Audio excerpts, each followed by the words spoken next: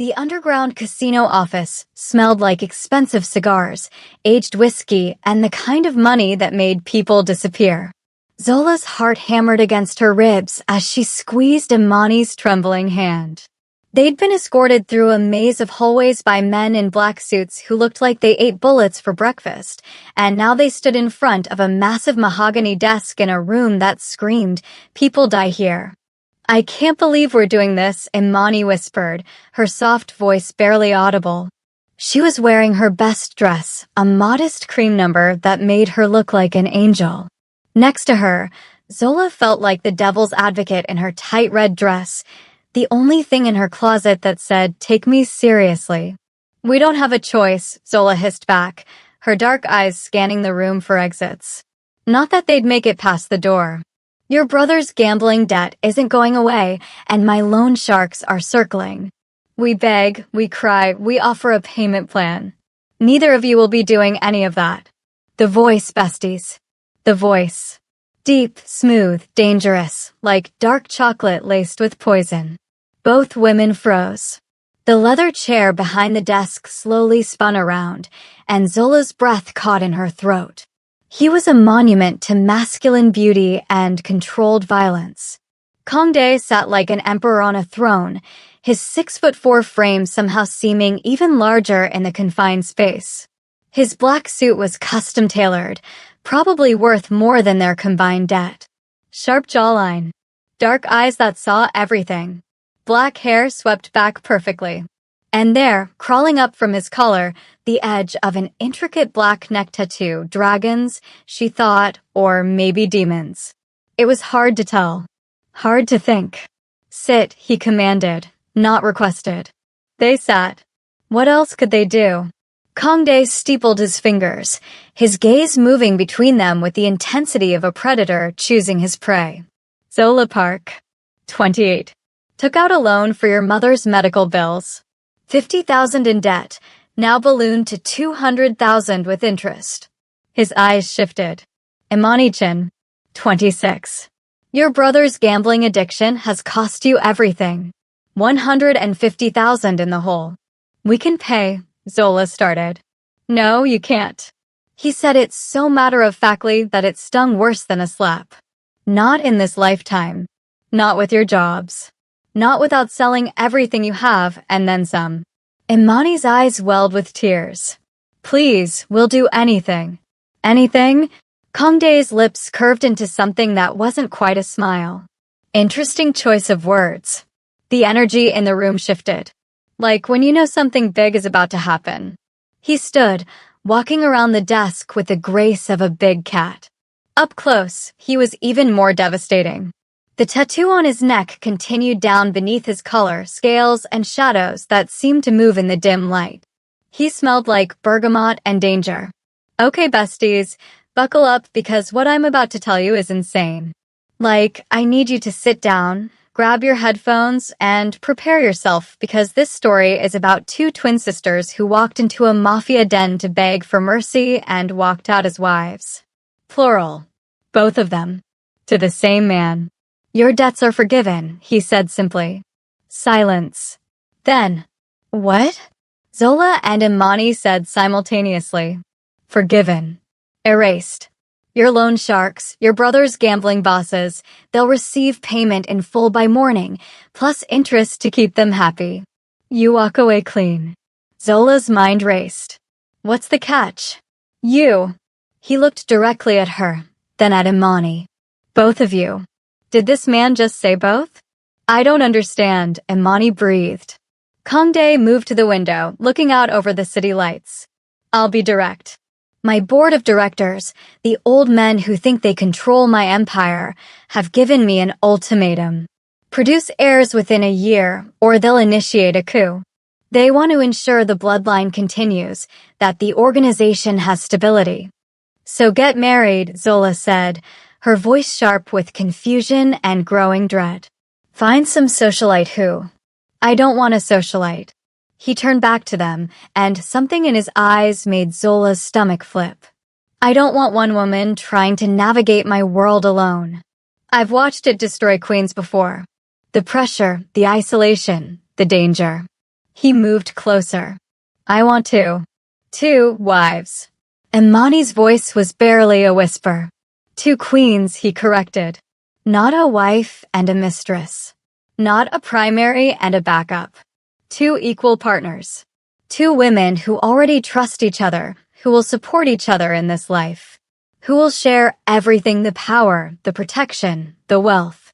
He paused. Me. This man really said, I'm too much man for one woman, and honestly, looking at him, it's believable. Zola shot to her feet. Absolutely not. This is insane. Is it? Kangdae's voice was calm. You're drowning. Both of you. You came here prepared to beg men who would have sold you into worse situations for a fraction of your debt. I'm offering you an escape. A life without fear. He gestured around the opulent office. Luxury beyond your imagination. Protection that would make you untouchable. And each other, you wouldn't face it alone. Why us? Imani asked softly. You could have anyone. I could have women who want me for my name. My money. My power. He looked between them. But you? You walked in here terrified, yes, but you walked in together. You held hands. Protected each other. Something almost vulnerable crossed his features. That loyalty is rarer than diamonds in my world. And I need it. They need it. He placed a hand over where his heart would be. The children need mothers who will love each other like sisters, not rivals who will destroy everything I've built. Zola sat down hard. Her mind was spinning. This was crazy. Polygamy? Marriage to a mafia boss? Both of them? But looking at Imani's sweet, gentle Imani who was drowning in her brother's sins and thinking of her own mother's medical bills. What would this arrangement look like? Zola asked carefully. Kangdae's eyes glittered with something like triumph. Legal marriage to both of you. There are countries where this is recognized, and I have the resources to make it binding everywhere else. You live with me.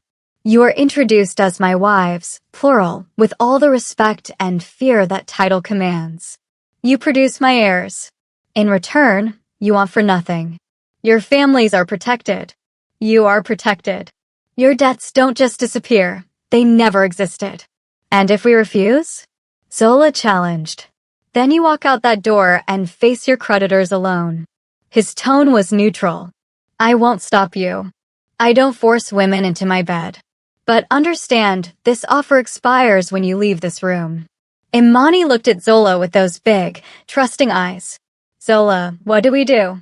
The way she's looking at her best friend for guidance, the way Zola's trying to be strong for both of them, this is what it's about. Zola grabbed both of Imani's hands. We do this together or not at all. You understand? If we sign, we're sisters in this. No jealousy, no competing. We protect each other first. Always, Imani promised, tears streaming down her face. Zola turned to Kangdae, her chin raised in defiance even as she surrendered. Fine, but we have conditions. We're equal. Truly equal. You don't play favorites. You don't pit us against each other. And you protect her. She squeezed Imani's hands like she's made of glass, because she is. You get me to balance it out. Something that might have been admiration flickered across Kangdae's face. Fire and water. Perfect. He moved his desk, pulling out an ornate contract. Sign. Both of you. And I'll show you what it means to be an empress. The pen felt like it weighed 1,000 pounds. Zola signed first, her signature bold and angry. Imani signed second, her hand shaking so badly that Kangdae had to steady the paper. When they finished, he smiled, really smiled for the first time. It was devastating. Welcome home, my queens. They really did it. They signed their lives away to a 6'4" Korean mafia emperor. But this is just the beginning. The move-in, the bedroom, it gets wild. 48 hours after signing that contract, Zola and Imani were being driven through the gates of what can only be described as a fortress. Not a house, bestie. A whole compound. 10-foot walls, security that makes the Secret Service look casual, and a mansion that's giving ancient Korean palace meets modern billionaire. The black SUV pulled up to the front entrance and Zola's stomach churned. This was real. This was happening. It's beautiful, Imani whispered, staring up at the stone and glass structure that somehow managed to be both imposing and elegant. It's a prison, Zola muttered, but even she couldn't deny the breathtaking architecture. Modern floor-to-ceiling windows mixed with traditional Korean design elements, water features, perfectly manicured gardens. It was the kind of place you saw in magazines and never imagined actually existing. Kangdae himself opened their door, dressed more casually in black slacks and a black dress shirt, sleeves rolled up to reveal forearms that focus. He was focused. "Welcome," he said, offering each of them a hand. Imani took his immediately, her small hand disappearing in his. Zola hesitated a moment before accepting, hating how her body reacted to his touch, warm, strong, possessive. He led them through a grand entrance, past staff who bowed deeply, through hallways decorated with art that was probably worth more than their former lives. They didn't stop until they reached a set of double doors that Kangdae opened with a flourish. "Your rooms," he announced. Rooms. Plural. The suite was massive, a central sitting area with plush couches and a fireplace, branching off into two separate bedroom areas, each with its own bathroom. "These are your private spaces," Kangdae explained, "for when you need solitude. But you won't be sleeping here." "Then what?" Zola started. He was already walking toward another door she hadn't noticed, half hidden behind a decorative panel. When he opened it, both women gasped. The bedroom. The room was enormous. Warm lighting, dark wood furniture, silk curtains. But the centerpiece, the absolute focal point, was the bed. It wasn't a king. It wasn't even a California king. "Is that a custom bed?" Imani breathed. "Emperor size," Kangdae said with a hint of amusement. "I had it made. A king bed is approximately 76 inches wide. That," he gestured, "is 140 inches. Nearly 12 feet. Because you don't sleep alone, and I refuse to sleep without both of you within reach." Zola's mouth went dry. The bed was draped in what looked like black silk sheets, massive pillows, and it was positioned to face floor-to-ceiling windows that overlooked the private gardens and city beyond. "Tonight?" Imani asked nervously. "Soon," Kangdae said. "First, there's something else." He led them to two separate dressing rooms off the main bedroom. Each had been fitted with wardrobes full of clothes. Zola's wardrobe was a symphony in reds, blacks, and golds, powerful colors. Silk dresses, cashmere, designer, everything. Bold statement pieces that matched her personality. Imani's wardrobe was softer, whites, creams, pastels, delicate fabrics. Feminine and elegant. "How did you?" Imani started. "I pay attention," Kangdae said simply. "I had stylists pull options based on your personalities, your body types, your essences. You are fire," he looked at Zola, "and water." His eyes moved to Imani. "And you'll dress like the queens you are." The way this man did his research, had entire wardrobes custom-made in 48 hours, the efficiency, the attention to detail. "Put these on," he said, pulling out two silk robes. "One red, one white. Dinner is in an hour. I want you comfortable. I want you to begin understanding what your life looks like now." After he left, Zola and Imani stood in the massive bedroom, robes in hand, both shaking slightly. "This is insane," Zola said for the 100th time. "He seems intense, but not cruel," Imani offered softly. "He's a mafia boss, Imani. He's killed people." "Maybe." Imani touched the white silk robe gently. "But he had our favorite foods researched. He made sure our wardrobes fit our personalities. He didn't force himself on us immediately." She looked at Zola with those trusting eyes. "Maybe we can make this work?" Zola pulled her best friend into a hug. "We make this work together. That's the only way." "Always," Imani whispered. "The sisterhood. This is what it's about. They're facing this together.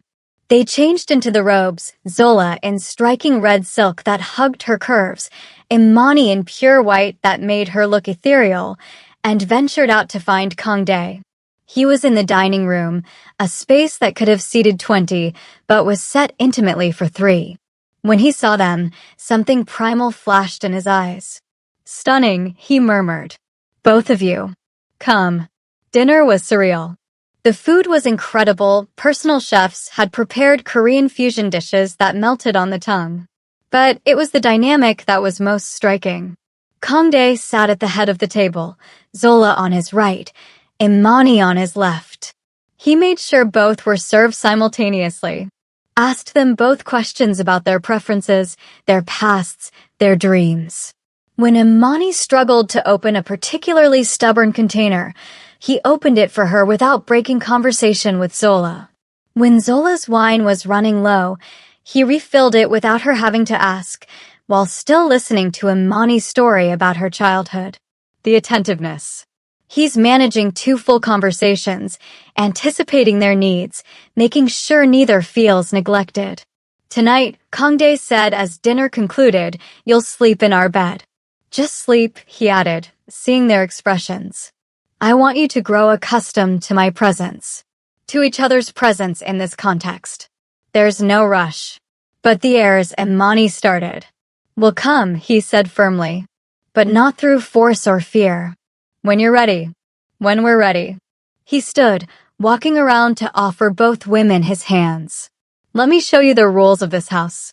They walked back to the bedroom, Zola's heart pounding.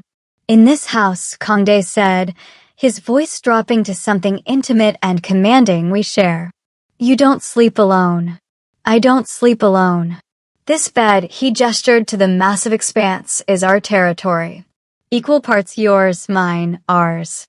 He positioned them, one on each side of where he would sleep. His hands came to rest on their waists, Zola's right, Imani's left, and the size difference was staggering. His hands nearly spanned their entire waists. "You're safe here," he said softly. "Both of you. Nothing in this world will touch you. No one will harm you. And I," his grip tightened slightly, possessively, "will make sure you never regret signing that contract." The way he's standing between them, holding both of them, the sheer size of this man. Zola looked across Kangdae's broad chest at Imani, who looked back with wide eyes. They were in this. Together. Rule 1, Kangdae continued. No jealousy. You're allies, not rivals. Rule 2, you communicate. With each other, with me. Rule 3, his voice dropped even lower. When we cross that final line, we cross it together.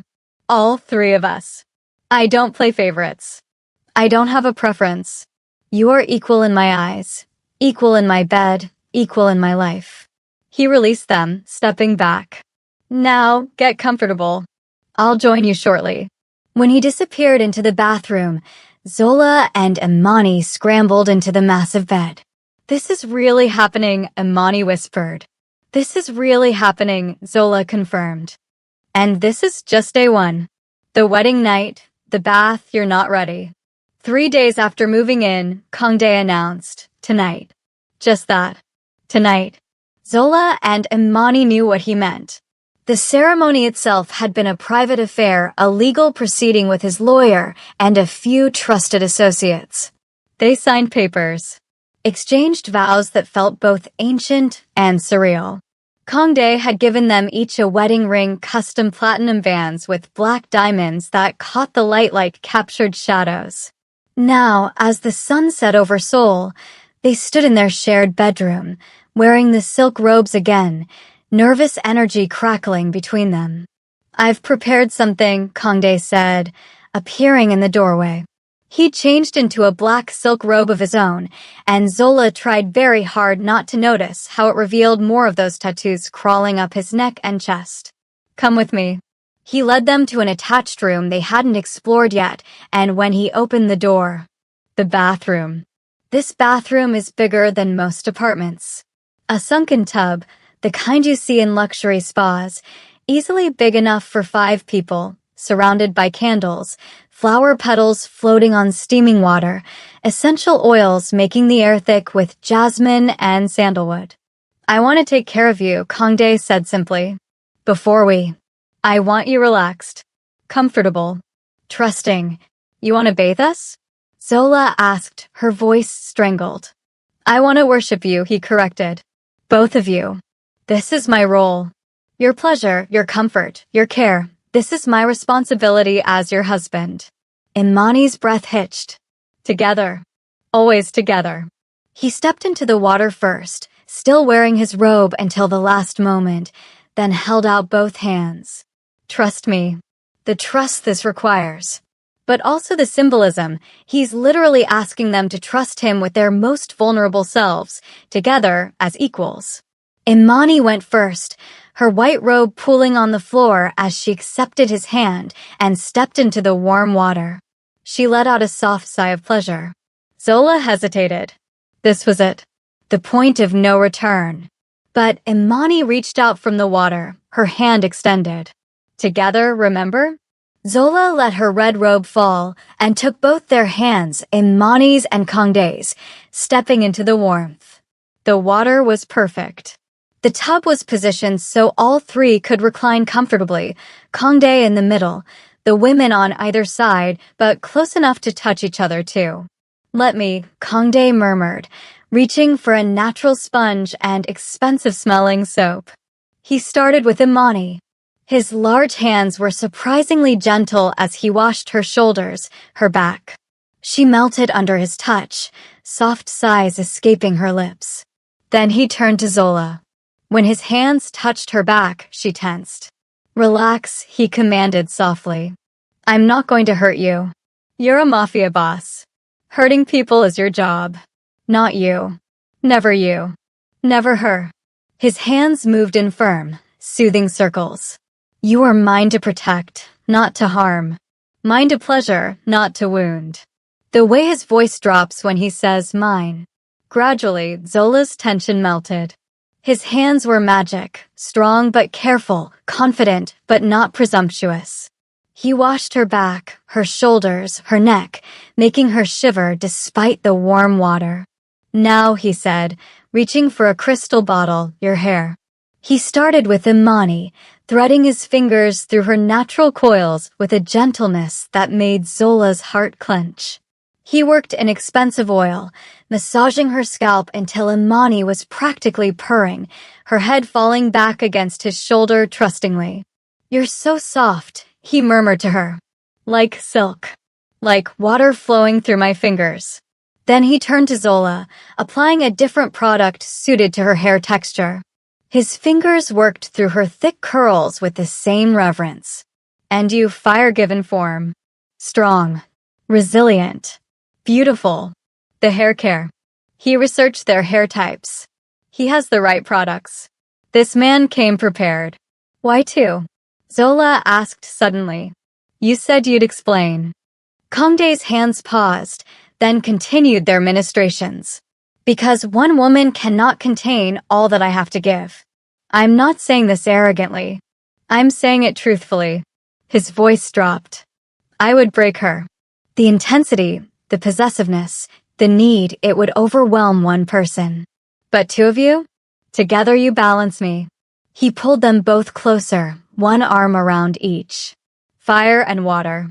Strength and softness. Voice and quiet. You complete each other, which means you complete me. One alone would burn out or drown. Together, you create steam, power, life, transformation." Imani reached across Kangdae's chest to take Zola's hand. "We can do this," she whispered. Together, Zola confirmed, squeezing back. The sisterhood. The unity. Kangdae's eyes darkened with something primal. Out of the water. It's time. They dried each other, an intimacy that was somehow more intense than the bath. Kangdae wrapped Imani in a plush towel, then Zola, then himself. He led them back to the bedroom, where the massive bed waited, turned down, more candles lit, rose petals scattered. "I need you to understand something," Kangdae said, his voice rough. "I have control in every aspect of my life. I command men.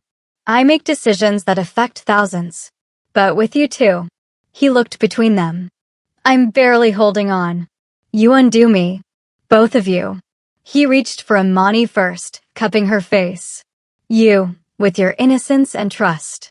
You make me want to be gentle. Then Zola. And you, with your fire and defiance. You make me want to conquer. His hands dropped to their towels. May I? They nodded, both breathless. The consent. The asking. Even in his dominance, he asks. The towels fell, and for a moment, Kangdae just looked at them with an expression of such raw hunger that Zola felt it in her bones. Perfect, he breathed. You're both perfect. And tonight, I'm going to show you what it means to be mine. He led them to the bed, positioning himself in the center, pulling them down on either side. Rule 1, he said, his voice like gravel. No one is neglected. Ever. I have 2 hands. He proved it, one hand tracing up Zola's thigh, the other cupping Imani's face. 2 eyes to worship you. And enough passion to set this entire city on fire. His lips found Imani's first, soft, coaxing, gentle. She melted into him with a small sound of surrender. Then he turned to Zola, and his kiss was different, challenging, demanding, dominant. She met him fire for fire, biting his lower lip. Yes, he growled. Like that. Show me your fire. The way he adapts. Different energy for each woman, meeting them where they are. Together, Imani whispered, and somehow her soft voice cut through the intensity. She reached for Zola's hand across Kangdae's chest. And that's how they connected, 3 people becoming one, hands intertwined, boundaries dissolving. What happens next is intense, sensory, emotional, everything you can imagine when an emperor claims his queens. The candlelight cast dancing shadows across the massive bed as Kangdae positioned himself between his wives. The sheer size of him was overwhelming, 6'4" of solid muscle, tattooed skin, and barely restrained power. Next to him, Zola and Imani looked almost delicate, though Zola's curves matched his intensity and Imani's softness provided contrast. Look at me, he commanded. Both women obeyed. Tonight, I need you to trust me completely. Trust that I won't neglect either of you. Trust that I know what I'm doing. Trust that I will take care of you both. He leaned down, capturing Imani's mouth in a kiss that started gentle but quickly deepened. His left hand cupped her face, thumb stroking her cheek, while his right hand found Zola's hip, pulling her closer so she could feel the heat of him. When he broke the kiss with Imani, leaving her dazed and breathless, he immediately turned to Zola. His kiss with her was fire, teeth and tongue, and demand. She rose to meet him, her nails digging into his shoulders as she refused to submit easily. The contrast. Soft then fierce. Gentle then wild. He's switching between them like a maestro conducting a symphony. I love that you fight me, he murmured against Zola's lips. But you'll surrender. They both will. Eventually. His hands, those impossibly large, capable hands, mapped both their bodies simultaneously. Right hand tracing Zola's curves, left hand exploring Imani's softness. He touched them with reverence and possession in equal measure, learning what made each of them gasp, sigh, whimper. Oh God, Imani breathed as his lips traced down her neck. I know, Zola managed, her head falling back as his other hand found sensitive spots she didn't know existed. Kangdae pulled back slightly, his eyes dark with desire. On your backs. Both of you. Let me see you. They obeyed, lying side by side on the massive bed, hands instinctively finding each other for support. Perfect, he breathed. Fire and water. My queens. My wives. Mine. He started with Imani because she needed the gentleness. His mouth traced patterns across her skin, learning her responses, coaxing soft sounds from her throat. His left hand never stopped moving, building her pleasure slowly, carefully. But his right hand stayed busy with Zola, refusing to let her feel neglected. He touched her with more pressure, more intensity, matching her fiercer nature. The multitasking, the attention to detail, the fact that he's making sure both women are equally pleasured. Kangdae, Imani whimpered, her body beginning to tremble. "Let go," he commanded softly. "I have you." When she shattered, and she did, beautifully, with a cry that was pure surrender, he immediately shifted his focus to Zola, determined not to leave her behind. "Your turn," he growled, his intensity ratcheting up to match hers. "Show me that fire." Zola did, meeting him with every ounce of passion she possessed, her nails raking down his back, her body arching into his touch. When she finally broke, it was with a sound that was half scream, half victory cry. Kangdae looked between them, both flushed and panting, and his smile was purely male satisfaction. "We're just getting started." What followed was a careful choreography of pleasure. He positioned Imani on his left, Zola on his right, and proceeded to show them what it meant when an emperor made love to his empresses. He kissed Imani while touching Zola. He whispered praise to Zola while Imani pressed soft kisses to his chest. He made sure when one was receiving his full attention, the other was still connected, his hand on her thigh, his words including her, his body positioned so neither felt excluded. The symmetry. Everything is balanced. Every touch, every kiss, every moment of intensity is shared. Together, he commanded at one point. "Both of you. I want to feel both of you at the same time." They adapted, learning the rhythm. Imani, soft and clinging, wrapped around his left side. Zola, fierce and demanding, claimed his right. They found a synchronization that was almost spiritual, 3 bodies moving as one. The contrast in their responses drove Kangdae wild. Imani was all soft sighs and gentle pleas. "Please, oh please." Kangdae. Zola was loud and unapologetic. Her nails left marks on his shoulders. Her voice was raw with demand. "Don't you dare stop." "Don't." "Never," he promised. "I'll never stop. I'll never neglect either of you. This is forever." The bed was massive, but they used every inch of it. He moved them, positioned them, made sure each had their moment of his undivided attention before bringing them back together. The stamina. Multiple rounds. Making sure both women are satisfied multiple times. At one point, overwhelmed by sensation, Imani reached across Kangdae for Zola's hand.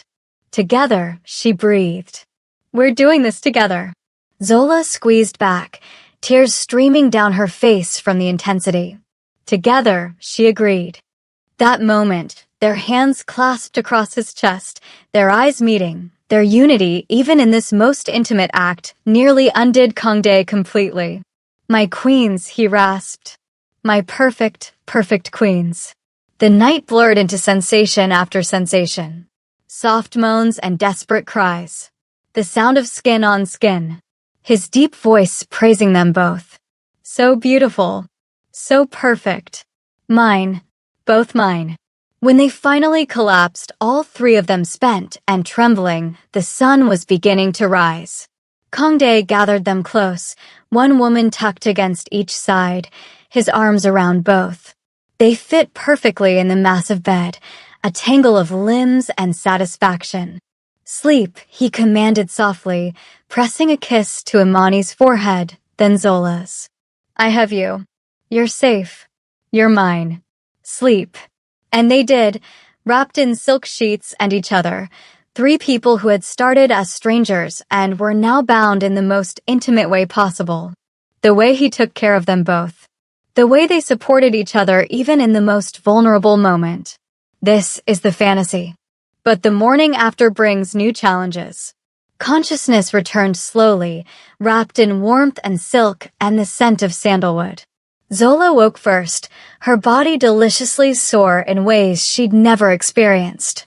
For a moment, she forgot where she was, then she felt the weight of an arm across her waist and the solid warmth of the body next to her. Kangdae. On his other side, still sleeping, was Imani, her face peaceful, one hand resting on his chest. They were tangled together in the massive bed, a sculpture of intimacy. Kangdae in the middle, both women curved into him, his arms possessively around both. Their legs were intertwined. Imani's hand and Zola's hand were still touching across his chest, even in sleep. They looked like a Renaissance painting. Beautiful, intimate, equal. Zola watched them sleep for a moment. Despite everything, the insanity of the situation, the fear, the uncertainty, there was something right about this. Safe. Kangdae's eyes opened, immediately finding hers. "Good morning, my fire," he murmured, voice rough from sleep. "Morning," she whispered back. He shifted slightly, checking on Imani without waking her. "She's exhausted." "You were thorough," Zola said, blushing despite everything they'd done. "I wanted you both to understand what this life means. How seriously I take my responsibilities to you." His hand came up to cup her face. "How did you sleep?" "Better than I have in years." "Good." He pulled her closer for a slow, deep kiss that tasted like promises. "That's how it should always be." Imani stirred between them, her eyes fluttering open. When she saw them, a shy smile crossed her face. "It wasn't a dream." "Not a dream," Kangdae confirmed, turning to kiss her just as thoroughly. "Very, very real." They lay there for another few minutes, just existing together, before Kangdae finally sighed. "I need to make a call. My board needs to be informed that the contracts are consummated. Stay here. I'll order breakfast." He rose from the bed, gloriously unself-conscious in his nakedness, those tattoos covering more of his body than they'd realized. Dragons and demons indeed, swirling across his back and chest. After he left, Zola and Imani looked at each other. "Are you okay?" they asked simultaneously, then laughed. "I'm surprisingly okay," Imani admitted. "He was gentle with me. But also with you. He really does balance us." "Yeah," Zola agreed softly. "He does." They helped each other up, both wobbling slightly, and made their way to the bathroom to clean up. It was domestic and intimate, helping each other into the shower, washing each other's hair, giggling like teenagers when they realized just how sore they were. The sisterhood. They're taking care of each other. No competition, no jealousy, just two women supporting each other through this insane situation. By the time they emerged in fresh silk robes, Zola in red, Imani in white, breakfast had arrived. An elaborate spread in their bedroom, and Kangdae was already dressed in a crisp black suit, looking every inch the Mafia boss. "Eat," he commanded. "You need your strength." They sat together, the same configuration as dinner, him at the head, them on either side. He fed Imani strawberries while discussing business with Zola. He poured Zola's coffee exactly how she liked it while listening to Imani talk about her plans for the day. The attentiveness didn't stop just because the honeymoon night ended. He's still balanced, still equal, still managing both conversations. They were mid-meal when there was a sharp knock on the door. Kangdae's expression immediately shifted from gentle husband to dangerous emperor in a heartbeat. "Stay here." He left the room, and both women heard raised voices from somewhere in the house. "Need to see them." "You were not invited." "I don't need an invitation. I'm his mother." Zola and Imani exchanged nervous glances. "His mother?" Kangdae reappeared, his jaw tight. "My mother is here. Unannounced and uninvited. I apologize for this."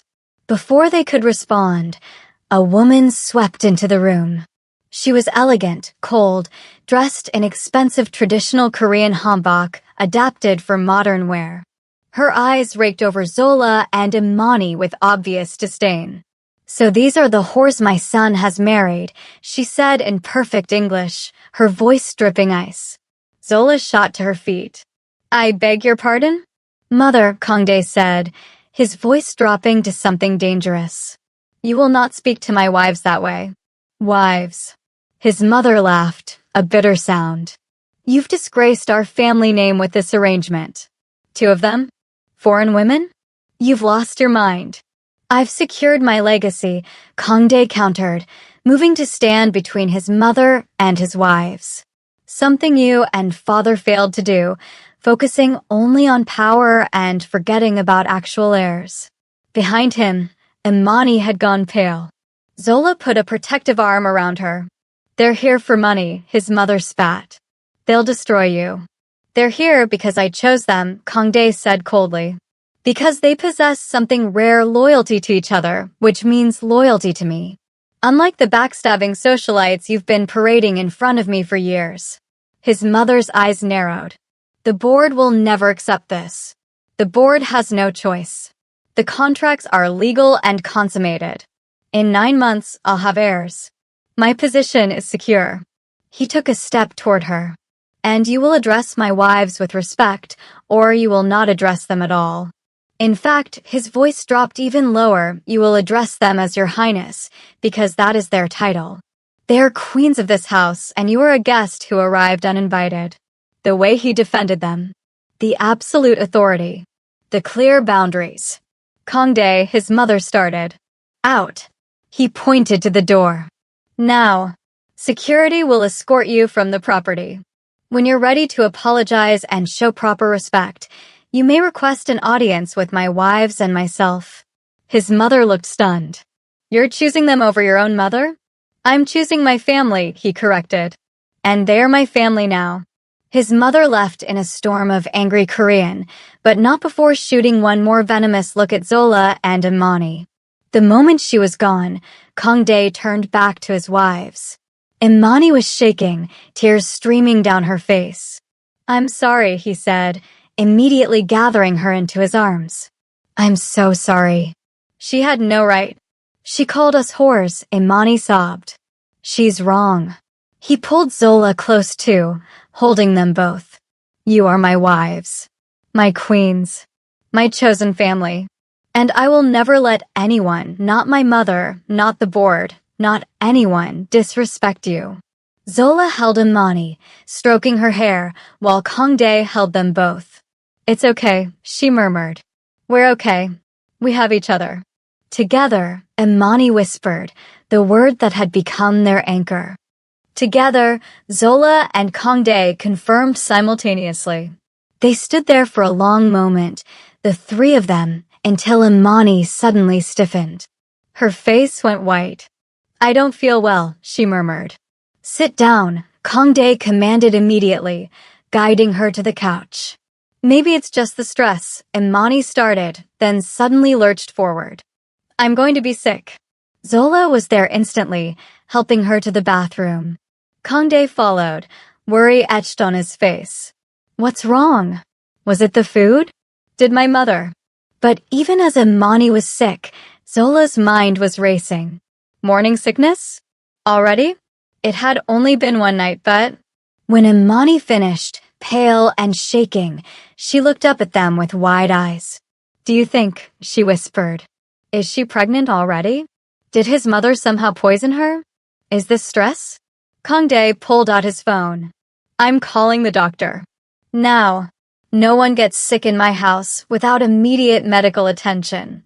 As they waited, the three of them huddled together, Kangdae holding both his wives, Zola holding Imani, all of them connected in fear and hope and the bizarre intimacy of shared danger. Whatever came next, whether this was pregnancy or poison or stress, they would face it the only way they knew how. Together. This is just the beginning of Emperor Kangdae and his two queens. There's still the board meeting, the potential twins announcement, the rival families, and what happens when they go public. This story is far from over.